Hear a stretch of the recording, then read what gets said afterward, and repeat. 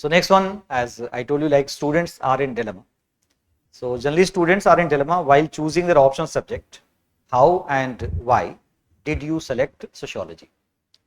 Sir मतलब जैसे IIT Delhi में भी एक प्रोविज़न रहता था, ह्यूमैनिटीज़ कोर्सेज करने रहते थे कंपलसरीली। तो मैंने साइकोलॉजी भी एक कोर्स मैंने साइकोलॉजी का पढ़ा था, फिर सोशियोलॉजी के मैंने कोर्स कॉलेज में भी मैंने पढ़े सेकेंड ईयर में। तो मुझे काफ़ी इंटरेस्ट डेवलप हुआ उस सब्जेक्ट में। फिर जब मैं जनरल स्टडीज़ के लिए पढ़ रहा था, तो जो इंडियन सोसाइटी वाला पोर्शन है GS1 में, तो वो जब मैंने पढ़ा तो मुझे काफ़ी इंटरेस्ट आया इस पर्टिकुलर सब्जेक्ट में।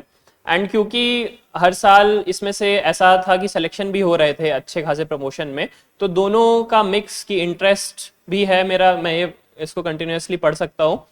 एंड सेकेंडली कि इस ऑप्शन के साथ रिजल्ट्स भी आ रहे हैं, तो ये एक प्रैक्टिकल डिसीजन भी होगा। तो ये दो रीज़न था सर मेरा सोशियोलॉजी सेलेक्ट करने का।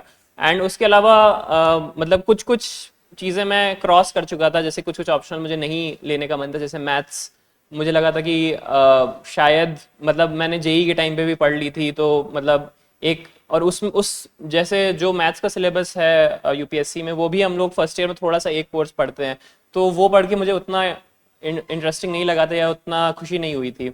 फिर पॉलिटिकल साइंस में भी जो आईआर वाला पोर्शन था, जो जब मैंने GS2 पढ़ा था, तो मुझे ऐसा लगा था कि अच्छा है, बट शायद मैं एज अ पेपर इसको कंटिन्यू ना कर पाऊँ।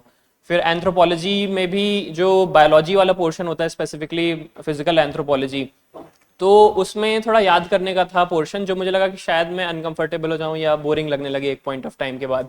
लेकिन सोशियोलॉजी में ऐसा कोई ऐसा रेड फ्लैग नहीं था, मुझे सब मतलब ठीक लगा कि इसको लिया जा सकता है।